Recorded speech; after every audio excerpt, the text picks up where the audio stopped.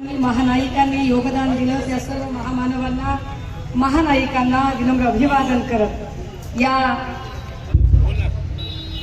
मातृतीर्थ ते शिवतीर्थ मुक्त संवाद अभियान जो 30 तारखेपासून राष्ट्रमाता मा जिजाऊ यांना अभिवादन करून सिंदखेड राजा बुलढाणा इथून निघालेला हा काफिला आज तब्बल 29वा दिवस 29व्या दिवशी तब्बल 10वी लोकसभा 27वी विधानसभा करत मजल दर मजल करत इथपर्यंत पोहोचला आहे।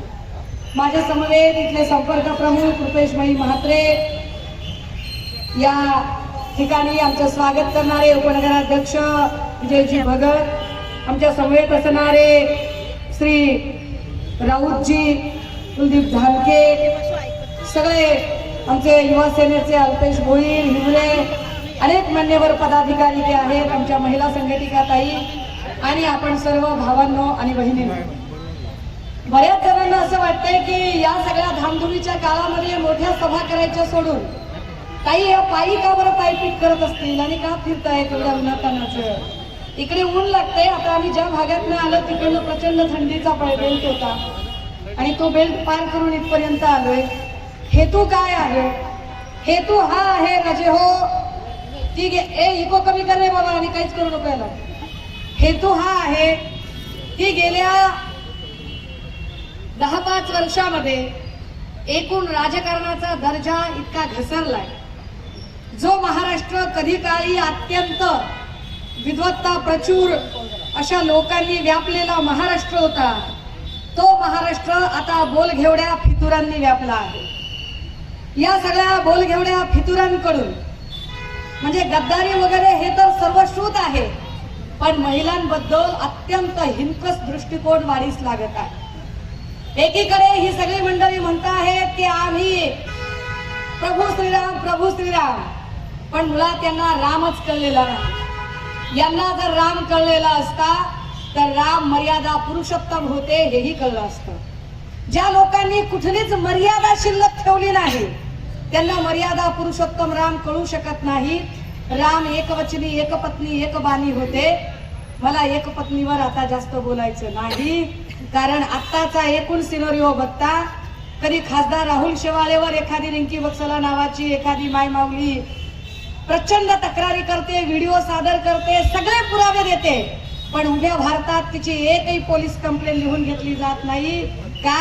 कारण खासदार राहुल शेवाळे सत्ताधाऱ्यांच्या सोबत असतात। मी स्वतः अनेक पोलीस स्टेशन मध्ये जाते की अरे अर्वाच्य आणि गलिच्छ भाषा वापरली आहे गद्दार गँगच्या एका आमदाराने, एकही पोलीस स्टेशन तक्रार नोंदवून घेत नाही। अहो हे तर सोडा, लोकसभेमध्ये संसद रत्न प्राप्त खासदार सुप्रिया सुळेंबद्दलही अर्वाच्य भाषा सत्तार वापरतात, पण त्याच्यावरही काहीच कारवाई होत नाही। सोलापूरमध्ये भाजपचा अध्यक्ष श्रीकांत देशमुख याच्या विरोधात निर्मला यादव नावाची एक मायमाऊली रोज सोशल मीडियामध्ये दाद मागते, तिच्यावरही कुणी लक्ष देत नाही। अगदी आजची ताजी बातमी आहे, मिड डे आणि टाइम्स ऑफ इंडियानं फ्रंट पेजला बातमी घेतली आहे। बातमी काय आहे? मंगेश साटमकर नावाच्या माणसावर बलात्काराचा आरोप होता। सगळेच्या सगळे पुरावे त्या मायमाऊलीला सादर केले। साटमकरने जसा ही गद्दार गँगकडे प्रवेश केला, आज पोलीस साटमकरला बलात्काराच्या आरोपातनं क्लोजर रिपोर्ट देत आहे। फार विशेष आहे, म्हणजे त्यांच्याकडे गेला की बलात्कारी असो की खूनी असो की दरोडेखोर असो, कमला डिटर्जंट केक सब कुछ ओके कर देगा, काही बोलायचंच काम नाही। महिलांबद्दलची ही हिनकस, ही अत्यंत गलिच्छ भाषा, हे अत्यंत वाईट असा दृष्टिकोन, या सगळ्यांबद्दल जनजागृती व्हावी।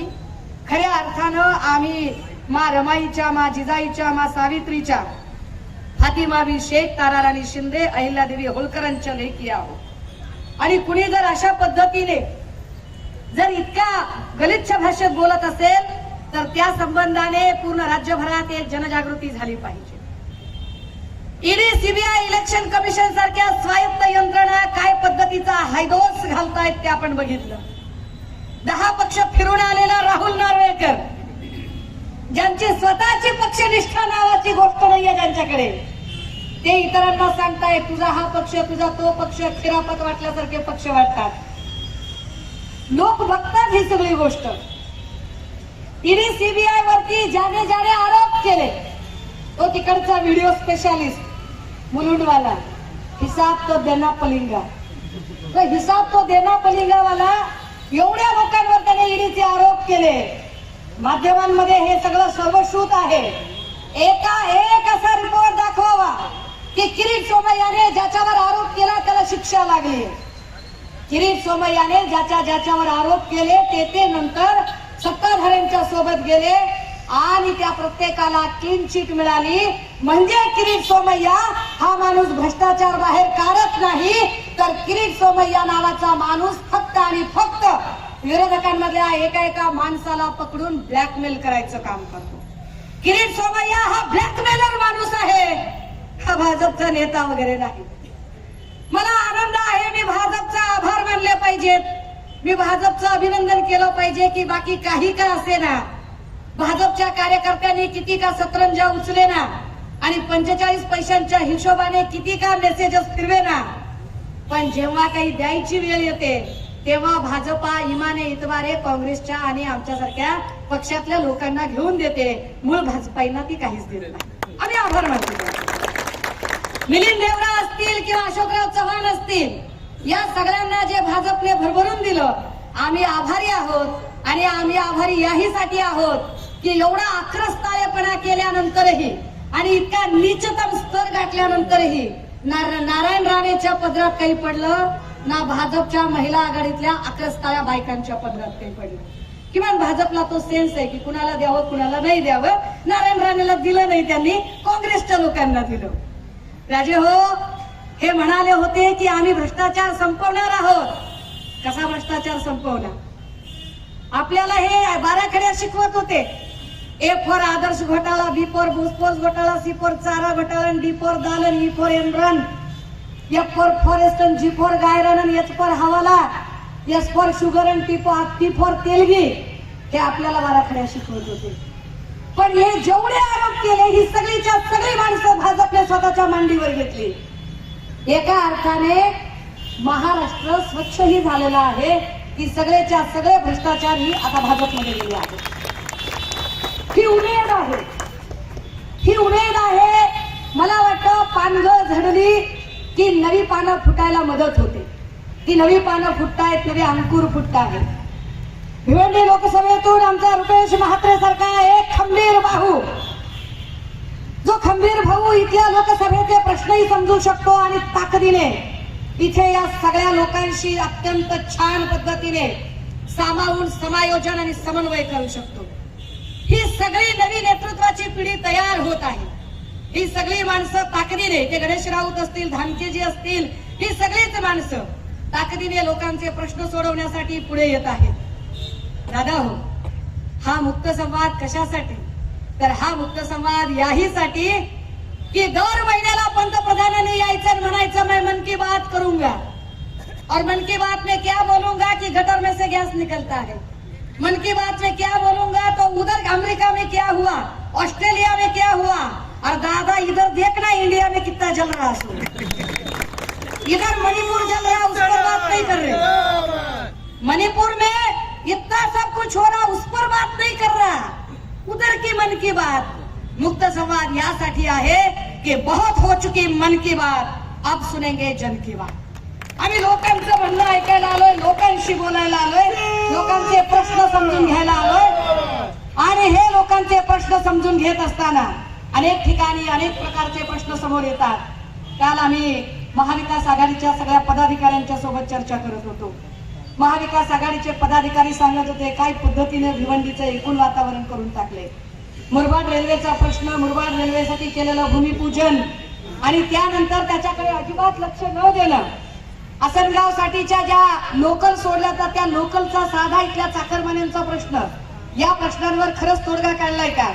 एकूण भिवंडी परिसरामध्ये 13 छोटी धरणं, 4 मोठी धरणं, एवढी मोठी धरणं असून सुद्धा धरण उशाला आणि कोरड घशाला अशी आपली परिस्थिती आहे. भिवंडीकरांचा पाण्याचा प्रश्न अजून सुटलेला नाही. तिथल्या रस्त्यांचा प्रश्न आहे, अनेक अनेक गोष्टी आहेत. या सगळ्यांच्या विरोधात आपण कपिल पाटलांना बोलावं म्हटलं तर त्या बिचाऱ्याला वेळ कुठे आहे. खरं तर पंचायत राजशी संबंधित खातं कपिल पाटलांना दिलं, पण कपिल पाटलांना त्याचा उपयोग करून घेता आला नाही. त्याचा परिणाम असा झाला की लोक आता कपिल पाटलांकडून पाठ फिरवतात, कपिल पाटलांशी बोलायचं टाळतात, कपिल पाटलांकडे जाण्याचं टाळतात. हे कपिल पाटीलच्या हे लक्षात आलं की आता आपण गर्दी जमवू शकत नाही, कारण गर्दी गद्दारांकडे येत नाही. ही निष्ठावंतांची मांदियाळी खुद्दारांच्या सोबत असते. मग काय करावं? मग कपिल पाटलांनी एक नवी शक्कल लढवली. बघा हा गर्दी जमवण्याचे, मला वाटते उद्या परवा असेल तो कार्यक्रम, आजच आहे का? मग गौतमी पाटील, अहो काय कपिल पाटील तुमच्या कामाचा प्रभाव राहिला. जर तुम्हाला गर्दी जमवण्यासाठी गौतमी पाटीलची गरज पडत असेल तर भाजपने गौतमी पाटीलला तिकीट द्यावं. कपिल पाटीलला कशाला तिकीट द्यायचं जर कपिल पाटीलची तेवढी पात्रता नसेल तर? म्हणजे मग गौतमी पाटलांनी तिकडे गाणं म्हणायचं, पाटलाचा बैलगाडा, आणि शिंदे फडणवीसांनी इकडे महाराष्ट्रात केलाय राडा. सगळ्या राजकारणाचा चिखल करून टाकलाय. दादा हो, हा मुक्त समाज याहीसाठी आहे की हा राजकारणाचा चिखल कमी करायचा असेल. कारण कमलं तेव्हाच उगवतात जेव्हा चिखल जास्त वाढतो. चिखल वाढलाय, जातीय द्वेषाचा, धार्मिक द्वेषाचा चिखल वाढलाय. अनेक प्रश्न अनुत्तरित आहेत. ना पेन्शनरचा प्रश्न सुटलाय, ना अंगणवाडी सेविकांचा, ना आशा वर्करचा. हे जे आमचे सगळे पोलीस भाऊ आहेत ना बंदोबस्ताला, ह्या सगळ्या पोलीस भावंडांचा तर काही धाकच राहिला नाही. काय त्यांचा धाक राहील बरं? सत्ताधाऱ्यांमधलाच एक आमदार, आपला भातसाही जाऊ देते आता, पण सत्ताधाऱ्यांमधलाच एक जण सांगतो काय करायचंय ते करून घ्या. आपला बाप सागर बंगल्यावर बसलाय. अहो कणकवलीत राहतात नारायण भाऊ, सागर बंगल्यावर कोण राहते? असं कुठं असतंय का की सागर बंगल्यावर जर देवेंद्र भाऊ राहतात आणि हा म्हणतोय आपला बाप सागर बंगल्यावर बसलाय, नारायण भाऊच्या जीवाला काय वाटत? वाह्यातपणाचा काही एक म्हणजे किती वाह्यातपणा करावा, काय काय काय वागावं. काल परवा त्या पठ्ठ्याने सांगितलं की अय पोलिसांनो काय कराल फार फार तर माझा व्हिडिओ रेकॉर्ड कराल ना, व्हिडिओ रेकॉर्ड करा आणि आपल्या आपल्या बायकांना दाखवा. किती मुजोरपणा, किती माजोरडेपणा आहे, सत्तेची किती मस्ती आणि कसली ही चरबी आहे. आणि आमच्या पोलीस भावांपैकी एकाही भावाने नितेश राणेच्या या स्टेटमेंटच्या विरोधात एकही गुन्हा दाखल करू नये. ही कसली लाचारी आहे? हे कसलं मांडलिकत्व पत्करलं आहे की एरवी तुम्ही निष्ठावंत शिवसैनिकाने जरा काही बोललं की लगेच 353 दाखल करायला पुढे होता. 323, 324, 307 हे तर ठरलेली तुमची कलम आहेत. लोक पोलीस स्टेशन मध्ये गोळ्या घालायला लागले, पोलीस स्टेशन मध्ये गोळ्या. लोक फेसबुक लाईव्ह करून मर्डर करायला लागले. एवढं कधीच राजकारण रसातळाला गेलं नव्हतं जे देवेंद्र फडणवीस नावाच्या गृहमंत्र्यांनी अत्यंत कलुषित राजकारण केलं. फडणवीसांनी इथल्या सगळ्या महाराष्ट्राचे अक्षरशः चिखल करून टाकला. इथल्या आधी हिंदू मुस्लिम दंगल पेटवायचा प्रयत्न केला. लव जिहाद वगैरे सगळ्या कपोल कल्पित कथा पुढे आणल्या. या कपोल कल्पित कथांवरती मग राणासारखे आणि काही चिल्लर पाल्लर लोक पण पुढे आणली, जी जाणीवपूर्वक मुस्लिमांच्या विरोधात गरळ ओकायला लागली. पण सगळ्याच मुस्लिम भावंडांचं कौतुक केलं पाहिजे, अभिनंदन केलं पाहिजे की मुस्लिम भावंडांनी अजिबात दाद दिली नाही आणि त्यांनी सामाजिक सलोखाही बिघडू दिला नाही. मग नवीन चाल खेळली गेली सरकारकडून की जर हिंदू मुस्लिम दंगल होत नसेल तर मराठा ओबीसी दंगल करूया. कालपर्यंत आपल्या डोक्यात जाती नव्हत्या राजे हो. कालपर्यंत आपण 18 पगड जातीची लोक गुन्ह्या गोविंदाला नांदत होती.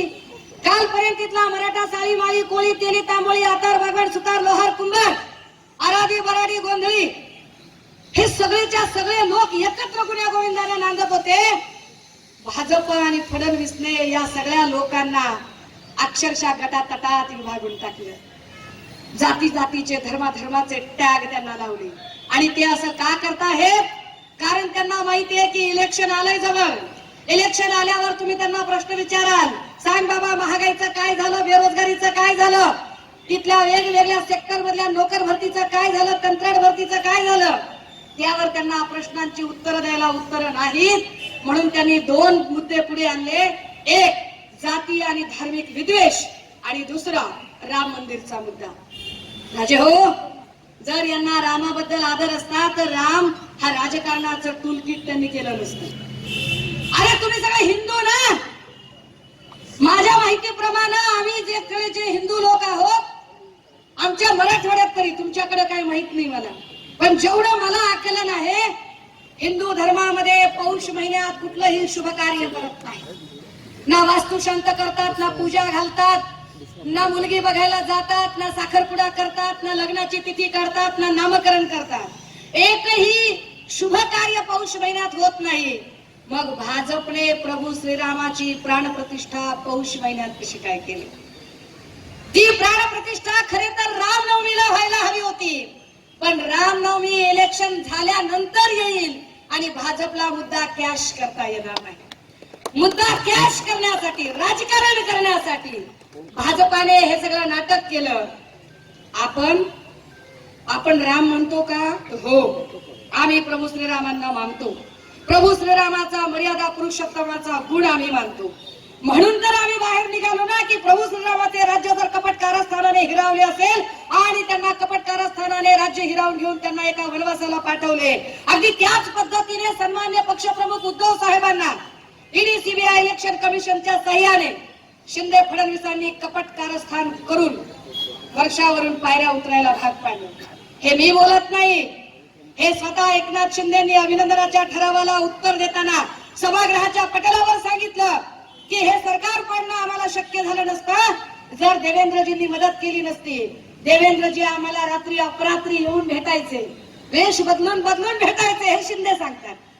आमच्या अमृता वहिनी सांगतात, आपण काहीच नाही.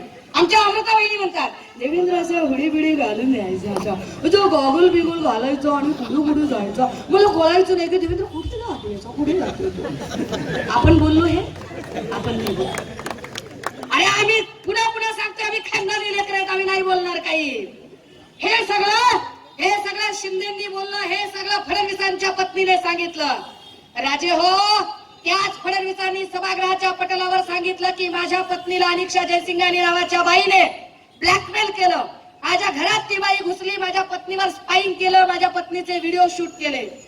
आम्हाला प्रश्न पडतो, ज्या देवेंद्र भाऊंना आमच्या अमृता वहिनींचं संरक्षण करता येत नाही, ज्या गृहमंत्र्याला स्वतःच्या बायकोची सुद्धा संरक्षण करता येत नाही, असे गृहमंत्री महाराष्ट्रातल्या बहीण लेकींचं संरक्षण काय करतील? साधा प्रश्न आहे. राजे हो, याच सगळ्या मुद्द्यांवर चर्चा करत, विचार करत, एका जिल्ह्यात जाऊन त्या जिल्ह्याचा राजकीय, सामाजिक आणि सांस्कृतिक भवताल समजून घेत आम्ही पुढे सरकत आहोत. बुलढाण्यापासून आतापर्यंत प्रत्येक तालुक्यात, प्रत्येक जिल्ह्यात, प्रत्येक लोकसभा, विधानसभा आणि जिल्हा परिषद गटांमध्ये जाऊन ही भूमिका मांडत आहोत. इलेक्शन लागलेलं नाही, आचारसंहिता सुरू झाली नाही आणि मी कुठल्याही इलेक्शनला उभी नाही, मी कुठल्याही प्रचार सभेत नाही, या सगळ्यांचं मला भान आहे. तरीही ही मांडणी आणि हा प्रवास चालू आहे, कारण मी असं म्हटलं की कपट कारस्थान करून जसे रामाचे राज्य हिरावले तसेच उद्धव साहेबांचं राजपाट हिरावून घेतलं गेलं. प्रभू श्रीरामाच्या वनवासामध्ये भरत आणि लक्ष्मण सोबत होते. आम्ही ठरवलं की उद्धव साहेबांना जर तो राजकीय वनवास मिळाला असेल तर मी आणि माझ्या टीम मधली ही सगळी जी 30-35 लोक आम्ही निघालो बुलढाण्यापासून, की दिवसभर लोकांशी बोलायचंय, फिरायचंय, चालायचंय, ऊन वारा पाऊस थंडी कशाचाही विचार न करता चालायचंय. जिथे संध्याकाळ होईल तिथे झोपड्या टाकायच्या, झोपड्यांमधून राहायचं आणि आपण आपली भाकरी आपण आपली कष्टाने बनवून खायची आणि लोकांशी बोलत राहायचं. जर आमच्या पक्षप्रमुखांना हा वनवास दिला असेल तर त्या पक्षप्रमुखांचे निष्ठावंत शिलेदार म्हणून आम्ही तो वनवास स्वीकारायला तयार आहोत. आम्ही तो वनवास यासाठी स्वीकारायला तयार आहोत की आम्हाला गद्दार गँगला हे सांगायचंय की सगळेच तुमच्यासारखे जिकडे हवा तिकडे थवा करणारे नसतात. काही निष्ठावंत असतात, ज्यांना सत्ता आणि पैशाचा अजिबातच मोह नसतो, ते संघर्ष काळातही टिकून असतात. आम्ही संघर्ष काळात सोबत आहोत. राजे हो, माझ्याकडे बोलण्यासारखे अनेक मुद्दे आहेत, पण मी आपल्या सगळ्यांना या रखरखत्या उन्हामध्ये एकच गोष्ट सांगेन की काय म्हणतात त्याला, लय अवघड हाय गड्या उंगा या बापर. जे राहुल नार्वेकर आणि गद्दार गँग मधले भोल घेवडे सांगतात की अहो बाळासाहेब असते तर पक्ष फुटला नसता, पक्ष तिकडे गेला नसता, चिन्ह गेलं नसतं. चिन्ह देणारा कोण माणूस? राहुल नार्वेकर. राहुल नार्वेकर कुणाचा माणूस? भाजपचा माणूस. ते सांगतात की बाळासाहेब असते तर असं घडलं नसतं. चला शिवसेनेबद्दल असं बोलला, मग राष्ट्रवादीचं काय झालं? आदरणीय पवार साहेब हयात आहेत ना, मग पवार साहेब हयात असतानाही पवार साहेबांचा पक्ष आणि चिन्ह कसं काय गेलं? और राम एकवचनी होते, एकवचनी होते. भाजपाकडे एकवचनीपणा आहे का? ज्या मोदीजींनी सांगितलं होतं याच महाराष्ट्रात येऊन, भाई और बहनों 70,000 करोड़ का सिंचाई का घोटाला करने वाले पवार को हम नहीं छोडेंगे म्हटले ना. आपण मनाचं नाही सांगतो. 72 तास उलटायच्या आधी त्याच अजितदादांना डीसीएम करणारे हेच मोदी आहेत. कसले एकवचनी आहे ते? नरेंद्र तो नरेंद्र, देवेंद्र क्या कम है? मग देवेंद्रजी पण म्हणाले राष्ट्रवादीशी युती नाही नाही नाही, आपला धर्म नाही, शाश्वत धर्म नाही. अरे मग पहाट दुपारी 2-2दा लव्ह मॅरेज कशासाठी? कशासाठी करतात? कुणाला वेड्यात करतात? हे कसले एकवचनी? कायदा सुव्यवस्था मोडकळीस आली आणि ती कायदा सुव्यवस्था मोडकळीस येताना इथला गृहमंत्र्यांना, मुख्यमंत्र्यांना, 2-2 उपमुख्यमंत्र्यांना आपल्याकडे लक्ष द्यायला वेळच मिळाला नाही. कारण लोकाभिमुख प्रश्न सोडवण्यापेक्षाही पक्ष फोडणे, नेते फोडणे, कुटुंब फोडणे, लोकांची घरं फोडणे हे त्यांना जास्त महत्वाचं होतं. देवेंद्रजींचा प्रॉब्लेम असा आहे की देवेंद्रजींकडे सध्या एकही नेता उपलब्ध नाही. असलेले नेते त्यांनी संपवून टाकले. ज्या मुंडे साहेबांची बॅग घेऊन फिरत होते देवेंद्रजी, मुंडे साहेबांची बॅग वागवायला जे देवेंद्रजी होते, त्याच मुंडे साहेबांच्या कन्येचं, पंकजा मुंडेंचं राजकारण संपवण्याचं पाप फडणवीसांनी केलं. चंद्रकांत पाटील असतील किंवा विनोद तावडे असतील, या सगळ्यांना साईडलाईन केलं. त्यातली त्यात तावडे यांच्या तावडीतनं सुटले. पण बावनकुळेंची मजबुरी आहे, बावनकुळे हो मध्ये हो मिसळत आहे. आता दरेकर आणि लाडमुळे आशिष शेलारांची पण जागा धोक्यात आली आहे आणि आता बाकीचीही लोक बाजूला झालेली आहेत. या सगळ्यांमध्ये नेमकं त्यांचा जो काही गोंधळ चालू आहे त्यात लोकाभिमुख प्रश्न कुठे आहे? लोकांचे प्रश्न कुठे आहे? लोकांच्या प्रश्नांवर चर्चा करायला सरकार पक्षाला वेळ नाही. आणि म्हणून आम्ही असं ठरवलं की आपण लोकांमध्ये जाऊ द्या. काय त्यांना धुडगूस घालायचं ते घालू देत. आपण लोकांमध्ये जाऊया, लोकांशी बोलूया, लोकांचे प्रश्न समजून घेऊया. आणि म्हणून आज 29वा दिवस रोज एका गावात, एका शहरात, एका वेगळ्या भागामध्ये जाऊन हे मंथन, चिंतन आणि चर्चा सुरू आहे. आपण सगळ्यांनी इथे आम्हाला इतक्या आपुलकीने वेळ दिला, हे छान स्वागत केलं. ज्या अर्थी एवढं सगळं होऊनही शिवसेनेसाठी इतक्या उत्साहाने लोक रस्त्यावर येतात, याचा अर्थ खात्रीने शिवसेना पुन्हा एकदा सत्तेत तर कमबॅक करेलच करेल, पण ती भिवंडी लोकसभेतही कमबॅक करेल. जय हिंद, जय महाराष्ट्र. एक जोरदार घोषणा देऊया.